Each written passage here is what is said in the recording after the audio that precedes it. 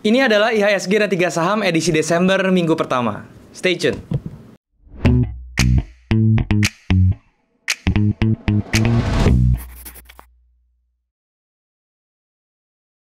Halo guys, balik lagi sama gue Daryl di This is Daryl Channel. Dan hari ini kita masuk ke segmen IHSG dan 3 saham. Buat kalian yang belum tahu ini segmen apa, ini adalah segmen yang membahas kondisi IHSG dan juga saham-saham yang kira-kira bisa dijadikan referensi untuk ditradingkan selama 1 minggu ke depan.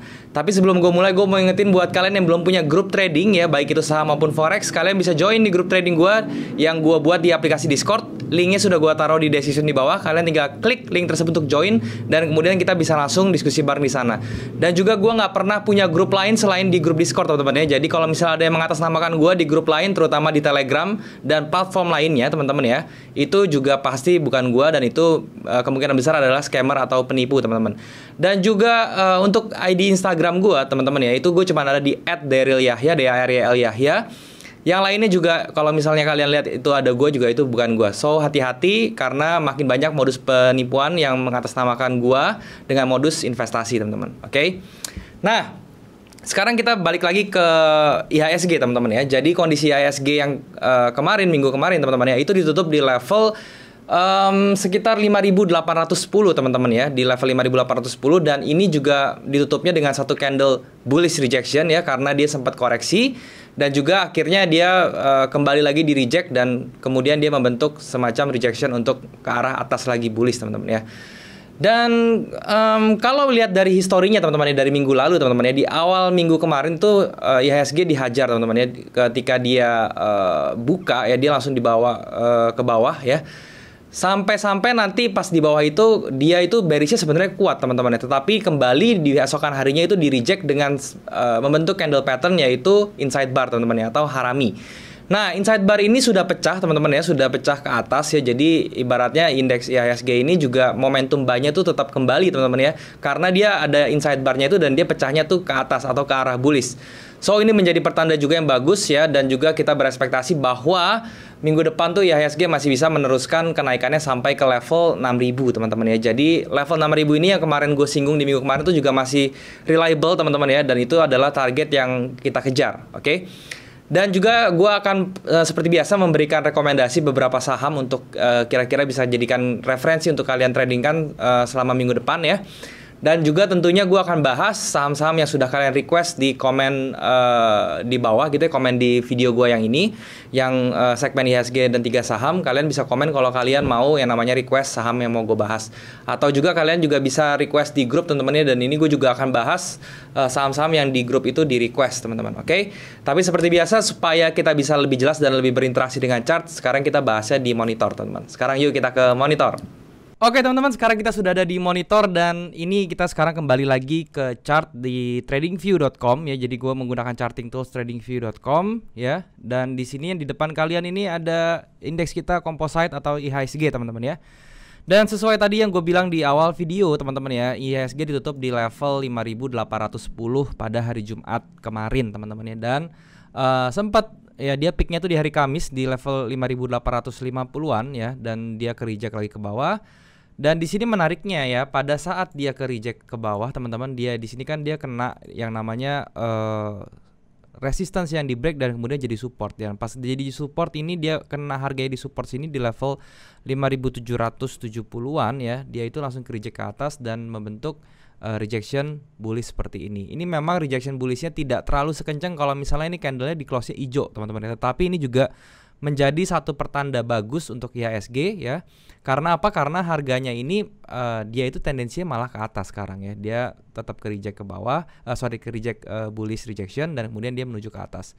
Sampai berapa bang menuju ke atasnya? Ya targetnya masih sama ya, seperti minggu kemarin kita masih mengincar level 6.000 di indeks kita IHSG. Dan juga kalau kita lihat dari story-nya, teman-teman ya, ini kemarin dia memang mantul ternyata ya, memang ke reject di 1618-nya.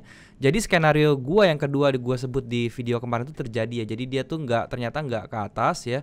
Dia malah false break ke bawah, dan hari Senin kemarin pas open pun dia langsung dibanting, teman-teman ya, sampai di low-nya itu di level 5.560. Ya, tetapi besokannya itu langsung di reject lagi ke atas ya, dan dia close. Kemudian Rabunya itu dia membentuk pola yang namanya ini inside bar, teman-teman ya. Dan di hari Rabu itu inside barnya dipecahin ke atas dan sampai akhirnya di hari Jumat kemarin dia masih bertahan di atas close-nya atau di atas open-nya si mother candle-nya si Harami tersebut. Jadi ini juga masih pertanda bagus untuk indeks kita IHSG secara teknikalnya teman-teman. Jadi kita masih mengincar sekali lagi level ke 6.000 untuk indeks kita IHSG. So buat kalian ya, kita masih bisa berekspektasi bahwa saham-saham yang menggerakkan indeks kita atau saham-saham yang memiliki cap besar ya, big cap itu kemungkinan besar Senin besok tuh kita bisa berekspek bahwa dia akan naik teman-teman ya. Jadi kita bisa melihat saham-saham yang memiliki korelasi positif dan juga betanya tuh 1:1 dengan si IHSG itu ya teman-teman ya. Oke. Itu adalah kondisi IHSG, dan sekarang sebelum gua masuk ke saham-saham yang kira-kira bisa jadikan referensi untuk kalian tradingkan minggu depan, gua akan bahas dulu yang kemarin gua bilang nih teman-teman ya. Kemarin tuh gua ada bilang tentang BBNI ya di sini, oke. Nah, BBNI ini ya ini juga masih bagus teman-teman ya untuk kita untuk kita tradingkan ya. Jadi ini masih bisa kalau misalnya kalian mau entry di BBNI itu masih bagus teman-teman ya. Berikutnya lagi ada si Astra teman-teman ya. Astra seperti ini ya. Nah, Astra ini memang kemarin ya itu saya sudah kena stop loss teman-teman ya di level 5.300-an itu saya sudah kena stop loss. Dan sekarang kalau misalnya kalian saya sudah mau entry lagi kenapa saya mau entry lagi? Karena apa? Karena dia sudah bikin swing low di sini ya, dan dia sudah pecah juga nih inside bar-nya ke atas, dan dia juga ada rejection. Berarti ini Astra International masih bisa mempunyai kemungkinan untuk melaju ke level yang kita tuju yaitu 6.225. Jadi kalau buat kalian yang belum cut loss ya, congratulations ya. Jadi kalian nggak usah cut loss, kalian hold aja. Tapi buat kalian yang sudah cut loss, kalian tinggal pilih aja nih kalian mau masuk entry di sini lagi ya, di kondisi sekarang lagi kalian bisa entry atau kalian cari saham yang lain. Itu terserah, oke? Terus juga saya mau update juga tentang Breeze teman-teman ya, tentang Breeze. Oke, Breeze juga masih berjalan sesuai rencana, masih belum kena TP-nya ya. Jadi kalian juga masih bisa hold untuk saham ini, oke? Nah, itu adalah saham-saham yang kemarin gue rekomendasikan ya. Sekarang saham apa aja sih yang bisa kita jadikan referensi lagi untuk kita trading minggu depan ya? Yang pertama masih BBNI teman-teman ya. BBNI ini gue masih rekomendasikan untuk minggu depan ya. Kenapa? Karena dia itu benar-benar mirip dengan indeks kita IHSG. Dia ada inside bar, ada Harami, dan Haraminya juga pecah ke atas.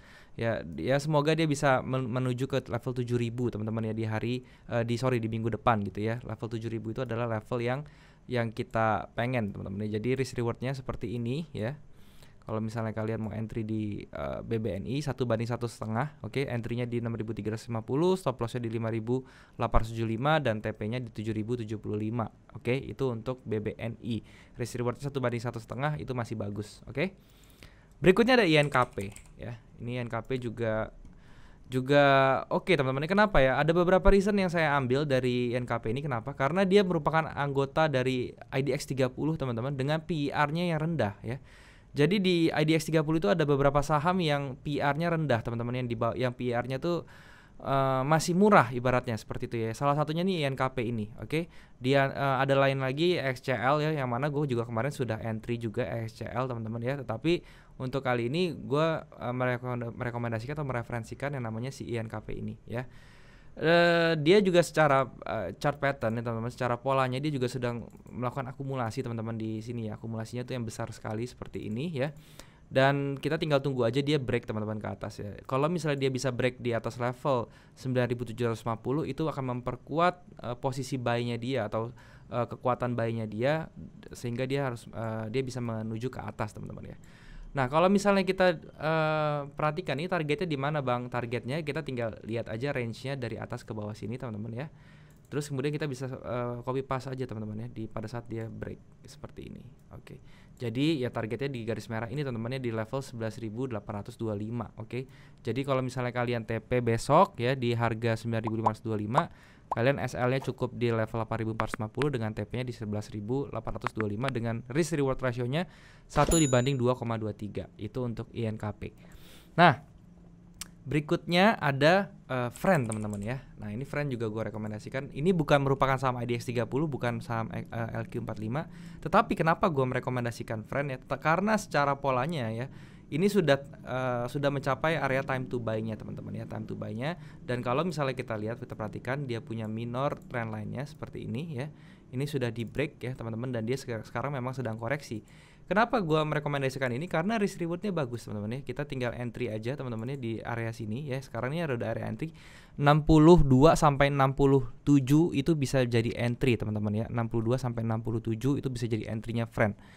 Dan stop loss-nya itu cukup di level 58 teman-teman ya. Jadi seperti ini kalau misalnya gua gambarin. Kita bisa entry di level 67 misalnya, kemudian kita stop loss-nya di level 58 seperti ini ya. Kenapa 58 kita cut loss? Karena kalau misalnya dia bikin lower low lagi ya, itu kemungkinan besar ya dia akan ke bawah teman-teman ya. Tapi kalau misalnya dia bikin double bottom di sini, itu bisa jadi gua akan re-entry lagi. Tetapi secara sementara seperti ini, kita trading plan-nya seperti ini aja. Dan untuk targetnya teman-teman ya, untuk targetnya tuh kita untuk target minimal kita levelnya di 96 sampai 100 teman-teman. Itu menjadi target minimal kita ya. Dengan risk reward ratio 1/3,22 ya. Dengan persentase kalau misalnya dia sampai ke 96 aja, kita sudah dapat 43% dari friend. Dan saran gua kalau misalnya kalian mau masuk di friend ini, kalian position sizingnya itu kecil aja teman-teman ya. Jangan sampai kalian tradingnya itu seperti kalian membeli saham blue chip ya. Karena sekali lagi friend ini kan memang saham ibaratnya saham receh teman-teman ya, saham penny stock seperti itu loh, yang liquidity-nya tuh terbatas ya, dan juga dia punya cap-nya tuh nggak terlalu besar, sehingga kalau misalnya bandar masuk atau dia mau menggerakkan pasar itu bisa dengan mudah. Oke. Seperti itu untuk friend teman-teman ya. Jadi ini jadi salah satu rekomendasi gua untuk yang ofensif teman-teman ya. Kalau misalnya kita ofensif itu berarti position sizing-nya mesti kita ukur-ukur lagi. Oke. Nah, berikutnya gua akan bahas saham-saham yang sudah kalian request teman-teman ya, baik di grup gua ya, di grup Discord gua atau di comment section di setiap akhir dari video IHSG 3 saham ini. Oke. Yang pertama itu ada MNCN teman-teman ya, MNCN. Oke. Untuk MNCN teman-teman ya, dia ini bergeraknya ranging ya seperti ini. Oke, ini gua kasih konsolidasi areanya ya. Jadi kalau misalnya kalian mau entry ya nanti dulu aja, tunggu dia di area bawah-bawah teman-teman ya, di area 1020 sampai 1000 sampai 1020 itu area entry kalian untuk MNCN. Kenapa? Karena kalau kalian entry sekarang dia masih ada jangkauan untuk ke bawah seperti ini loh, masih bisa ketarik ke drawdown-nya itu lumayan teman-teman ya. Kalau misalnya kita entry sekarang ke drawdown-nya bisa 7%-an, yaitu sebenarnya itu pilihan kalian sih. Cuman kalau gue pribadi ya, gue akan nunggu dia di harga 1020-an ini untuk entry. Dengan stop loss-nya itu cukup di 970. Oke. Seperti itu dengan TP-nya teman-teman ya. Kalau misalnya kalian mau entry si Smart Fan ini, TP minimalnya adalah kalian tinggal 1/1 range-nya aja seperti ini ya. Jadi targetnya seperti ini ke 1210, yaitu risk reward ratio-nya 1/3,8, dengan targetnya itu di 1210, entry-nya di 1020 dan cut loss-nya di 970. Itu untuk MNCN, oke? Nah, berikutnya ada Telkom, teman-teman. Nah, untuk Telkom sendiri dia kan sekarang masih turun, teman-teman ya. Dan di sini kita lihat ya, di sini dia ada pembalikan arah, teman-teman ya, atau kita bisa bilang nih V formation teman-teman ya, yang dari atas, yang dari bullish ke bearish teman-teman ya.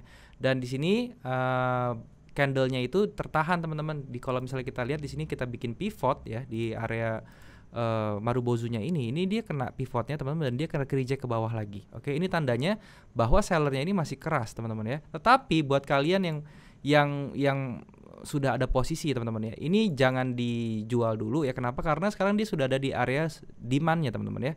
Ini ditunjukkan demand, kenapa Bang? Ya karena di sini ada konsolidasi kecil dan di sini ada candle bullish yang menunjukkan rejection. Artinya bahwa ketika dia ada dorongan keras ke bawah seperti ini, dia langsung disambut dengan satu candle rejection seperti ini. Artinya dia ada perlawanan teman-teman, buyernya tuh melawan gitu ya. Dan ketika dia masuk dia ke atas lagi dan dia balik lagi ke area demand ini, di satu candle bearish ini juga dia ada perlawanan lagi, ada rejection lagi ke atas. Jadi ini memungkinkan si Telkom ini akan bergerak ranging justru malah ke atas teman-teman ya. Jadi kita berharap problemnya dari Telkom ini adalah dia harus menghabisi si power bearishnya ini dulu ya. Jadi kalau misalnya dia nanti hari Senin dia bisa up teman-teman di atas level 3350-nya ini aja, dia close di atas itu aja untuk minggu depan, itu kemungkinan besar Telkom akan naik terus teman-teman. Jadi buat kalian yang sudah punya posisi jangan panik ya, kalian tinggal lihat aja seperti apa gitu ya. Tapi kalau misalnya dia ini si Telkomnya sudah turun melebihi 3150, yaitu wajib kalian cut loss ya, karena itu sudah berbahaya. Tetapi kalau sekarang nih pilihannya kalian mau nambah lagi untuk averaging up, averaging down, apakah kalian atau mau hold aja, itu bebas pilihannya. Oke, itu untuk Telkom. Berikutnya ada Unilever, teman-teman ya.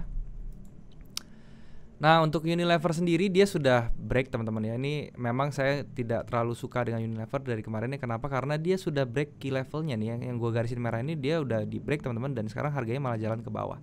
Ini turunnya bisa sampai mana, Bang? Ini bisa sampai 7.400-an dulu, teman-teman. 7.400 sampai 7.500 itu yang terdekatnya ya. Kalau misalnya 7.400 ya itu di break lagi dengan satu Marubozu candle yang tekanan bearish yang besar, ya dia bisa lari ke level 6.800, teman-teman ya.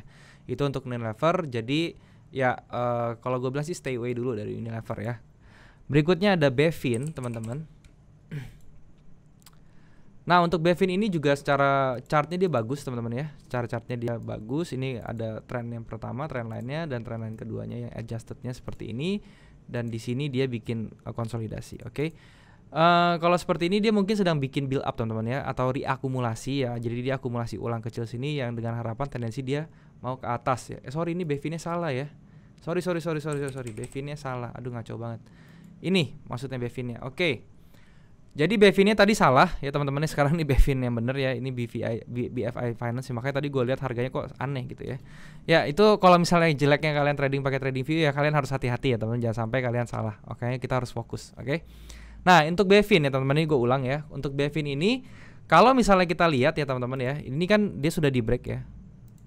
Di sini dia sudah di break, oke. Dan sekarang dia sedang membuat base lagi, teman-teman, di atas ini. Oke, dia membuat base lagi dengan kalau misalnya kita lihat ini, kita tarik lagi dia punya minor trend lainnya di sini ya.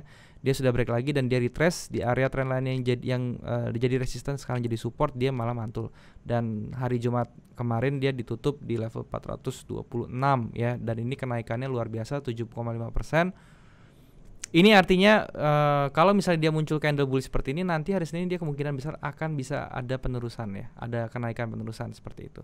Dan kalau misalnya kalian mau tahu dia sampai berapa range-nya, dia kemungkinan besar dia akan naiknya itu sampai di level sini, teman-teman. 460 itu masih bisa kalian kejar ya. Dan di level 460 ini Bevin itu ada clusteran sama yang namanya SND di atas, teman-teman ya. Area supply di atas. So, kalian masih bisa dapat, teman-teman ya. Ini sekitar 5%, 6% lagi. Tetapi kalau misalnya kalian belum punya posisi ya, kalian jangan trade Bevin ini karena risk rewardnya jadi jelek gitu ya. Jadi kalau saran gue ya, karena harganya sudah rally, kalian tinggal cari saham yang lain, oke? Tapi kalau yang sudah punya posisi, kalian hold dulu sampai 6% atau 5% lagi lah gitu, baru bisa kalian TP. Berikutnya ada BJTM. Ini jangan sampai salah lagi nih ya. Oke. Untuk BJTM sendiri ya, ini kita lihat price-nya, dia itu sudah break, dia punya resistance dan dia sekarang bertahan di atas. Ini juga merupakan kondisi yang bagus untuk BJTM ya. Kalau misalnya kita lihat kita runtutan seperti ini, teman-teman, dia memang berada di fase-fasenya seperti ini, fase resistance-nya di atas, trendline atas, atau bullish resistance bullish channelnya dia yang seperti ini. Nah, kalau saran gue untuk BJTM ya teman-teman, kita tunggu dulu, sabar teman-teman. Sampai kapan sabarnya? Sampai dia pecahin, dia punya area di sini yang konsolidasi kecil di sini, dia pecahin dulu ke atas, dia bermain di atas resistance-nya trendline ini, baru kita bisa entry dengan aman. Karena apa? Karena kalau sekarang kita entry ini masih ada chance dia untuk di reject ke bawah, teman-teman ya, seperti ini. Jadi itu cukup berbahaya ya. Tunggu sampai minimal haraminya di sini pecah deh, teman-teman ya. Ini ada inside bar juga di sini, haraminya pecah ke atas di level 690-an lah. Kalian tuh baru bisa entry si BJTM dengan tenang gitu ya. Jadi seperti itu untuk BJTM. Nah, berikutnya ada TOTL. Oke, total teman-teman ya. Nah, untuk total sendiri dia sudah ada di resistance juga ya sekarang ya. Sudah ada di resisten dan dia tampaknya dia mau bikin false break, teman-teman ya, dan ini menjadi sesuatu yang berbahaya. Kalau nanti Senin dia bisa reject lagi ke atas dan berhasil bergerak di atas level 376, di atas level itu, teman-teman ya, dan dia bisa close di atas level itu kemungkinan besar ya double topnya gagal dan dia bisa ke atas lagi gitu ya. Jadi sekali lagi kalau misalnya total ini juga kalian harus sabar ya, karena kalau sekarang itu terlalu risky ya. Kita melihat dia sekarang berada di level resistance dan dia ada kecenderungan untuk membuat double top dan dia akan lari ke bawah. Itu menjadi sesuatu yang berbahaya untuk total. Oke, berikutnya ada Pura, teman-teman. Nah, untuk Pura ini gua nggak rekomenin kalian untuk entry. Kenapa? Karena di sini forming jelas sekali teman-teman. Dia sudah bikin forming seperti ini, head and shoulder seperti ini teman-teman, dan dia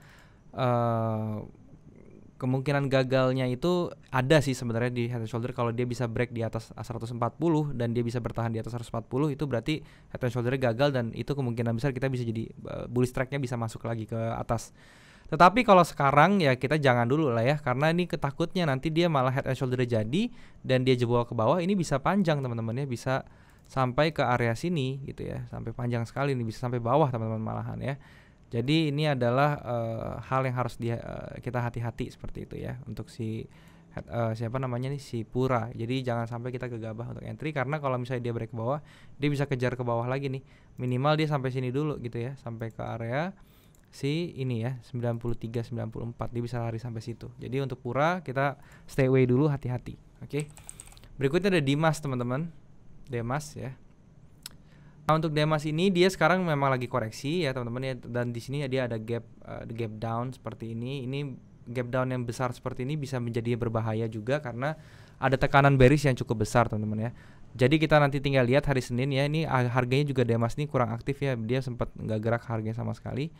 Nah, kalau Dimas seperti ini kita tunggu nanti hari Senin aja apakah dia bisa nutup gap ya. Kita kalau misalnya si Dimas ini bisa bergerak ke atas saja teman-teman ya, sampai gapnya nutup ini berarti ada menjadi informasi atau menjadi signal yang positif untuk Dimas ya. Dia bisa melanjutkan kenaikan. Secara codingnya sih dia memang sudah bagus teman-teman ya. Dia sudah membuat higher low terus dan juga buat higher high juga gitu ya. Jadi ini secara coding dia memang sudah bagus. Dia sudah berada di track yang benar, yaitu track bullish ya. Jadi kalau misalnya kalian mau spekulasi di Dimas tuh sebenarnya boleh aja sih. Kalian tinggal tarik aja dari sini ke sini Fibonya, dan dia pas di 618-nya dia reject ke atas. Tinggal entry sekarang di sini, oke. Entry sekarang dan stop lossnya di 0,78 aja di sini. Oke, teman-teman ya. Ini menjadi stop loss kalian. Dengan TP-nya itu ya kalian bisa 1:1 aja teman-teman ya, seperti ini. Nah 1:1 seperti ini, kalian bisa TP-nya seperti ini. Oke. Jadi risk reward ratio 1:2,36 dengan TP 20% di level 300. Entry-nya di level 248 dan SL-nya itu di level 226.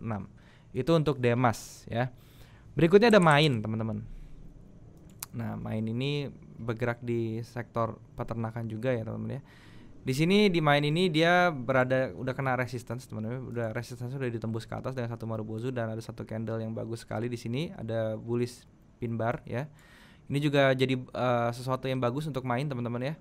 Kalian bisa entry ya, nanti hari Senin kalian bisa entry. Stop lossnya cukup di bawah Marubozunya aja sini ya. Dengan TP-nya itu kalian bisa di area sini teman-teman ya, di area supply di atas di 875. Jadi entry-nya itu di 735, stop loss-nya di 665, TP-nya di 875. Itu untuk Main. Oke. All reason-nya tadi saya sudah bilang, dia sudah break resistannya dengan satu candle Marubozu, sempat dia retrace ke bawah untuk retest ya, untuk koreksi, tapi dia di reject lagi ke atas dengan membentuk bullish pin bar. Jadi semoga hari Senin dia nanti langsung jalan ke atas.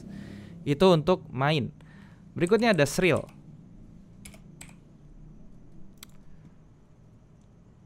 Nah, untuk Sril ini sendiri ya, dia koreksi tampaknya masih belum selesai teman-teman. Jadi kita masih tunggu si Sril ini untuk selesaikan dia punya koreksi dulu, minimal sampai ke 618. Jadi kalau misalnya kalian mau entry di SIL, kalian tunggu dulu sampai si Srilnya ini,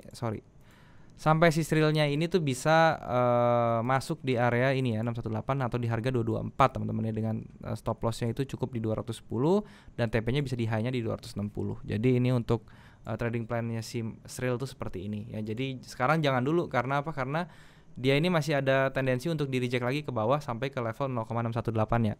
Nah, kalau di 0,618 yang ditembus, enggak close-nya di bawah 0,618, kita jangan buy dulu teman-teman ya. Kalau misalnya dia close-nya di atas 618-nya, baru kita buy nanti pada saat dia udah kena area 618. Seperti itu ya. Itu untuk Sril. Berikutnya ada WG teman-teman ya, Wijaya Karya, oke, bangunan. Nah, untuk Wijaya Karya pun dia sama ya, dia sudah kena di key levelnya di sini teman-teman. Ini jadi key level nih, sebentar ya gue gambarin key levelnya. Nah, ini key levelnya teman-teman ya. Dan dia kena key level dan dia reject ke bawah. Ini juga jangan diambil action apa-apa dulu, tunggu sampai dia retrace dulu ke bawah. Minimal sampai sini dulu teman-teman, sampai 224 ya, dia koreksi ke 224, baru kita bisa ambil buy. Karena apa? Karena kalau di 24 ambil buy, risk rewardnya jadi bagus gitu ya. Dan ini kemungkinan besar sih akan turun sampai ke 224 dulu sih, baru nanti dia ngejar ke atas. Kalau Senin dia langsung di jam ke atas, yaitu kita bisa langsung ambil buy dengan planning seperti ini ya. Kita buy-nya pas breakout, stop loss-nya cukup di bawah si 2 candle ini aja, di haraminya ini yang kecil, dan TP-nya itu kita bisa ambil di atasnya si key level yang atasnya sebelumnya di 336.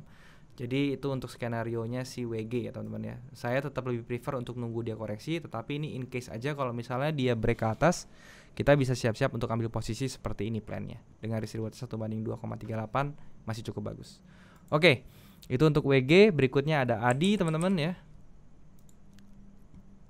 Nah untuk ADI pun juga sama, dia sudah rally panjang sekali. Jangan dikejar kalau seperti ini teman-teman ya. Kita percuma kalau misalnya kita entry untuk kejar ADI seperti ini, nanti pas di bawah turun itu kitanya yang nyesek ya. Jadi kalau untuk ADI seperti ini lebih baik let it flow dulu sampai dia cooling down dulu, sampai dia koreksi dulu, baru kita bisa ambil posisi lagi untuk ADI seperti itu.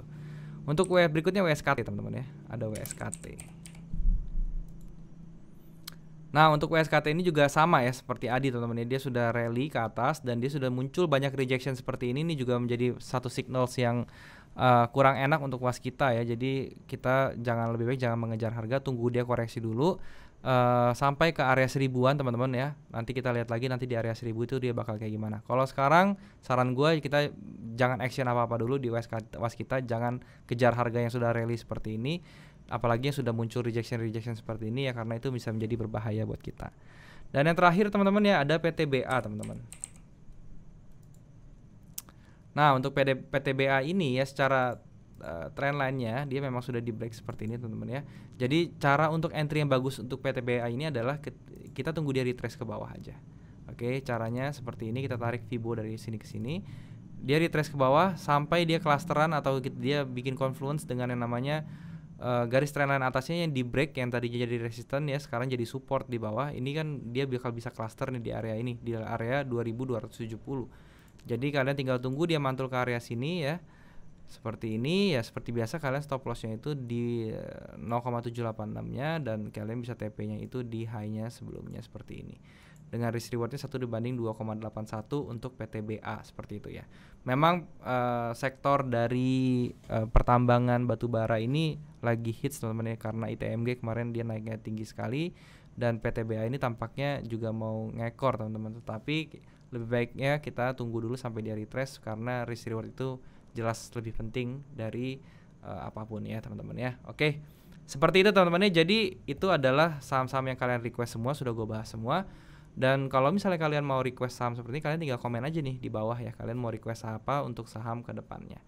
Oke teman-teman, jadi ini aja. Gue ingetin sekali lagi, kalau kalian ambil info dari video ini, kalian ngikutin entry gue, kalian tahu resikonya apa, dan kalian harus tanggung resiko itu sendiri. Kalian sesuaikan dengan trading manajemen kalian dan juga trading style kalian supaya bisa lebih optimal. Oke, mungkin segini aja yang gue sharing. Sekarang kita balik lagi ke kamera teman-teman. Oke teman-teman, jadi itulah kondisi IHSG untuk minggu depan dan juga saham-saham yang kira-kira bisa dijadikan referensi untuk kalian tradingkan selama 1 minggu ke depan teman-teman ya.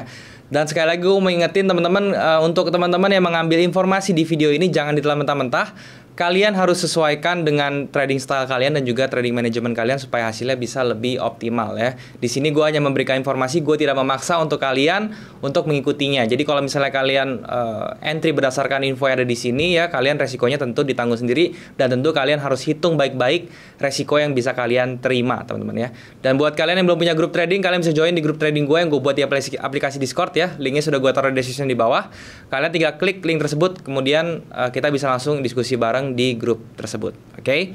Dan juga jangan lupa untuk subscribe channel ini kalau misalnya kalian suka dengan video-video atau konten-konten seperti ini, dan juga kalian bisa bantu like video ini dan juga share ke teman-teman kalian yang lain yang kira-kira membutuhkan informasi seperti ini yang ada di video ini. Dan ya sekali lagi teman-teman, semoga apa yang gue sharing hari ini bisa berguna untuk kalian. Semoga saham-saham yang gue referensikan bisa jadikan referensi untuk kalian trading minggu depan teman-teman ya. Mungkin videonya sampai sini dulu teman-teman. Thank you sekali lagi buat kalian sudah menyempatkan diri untuk menonton video ini. Sampai ketemu di next video. Jangan lupa semua orang bisa cuan. Salam sukses. Bye bye.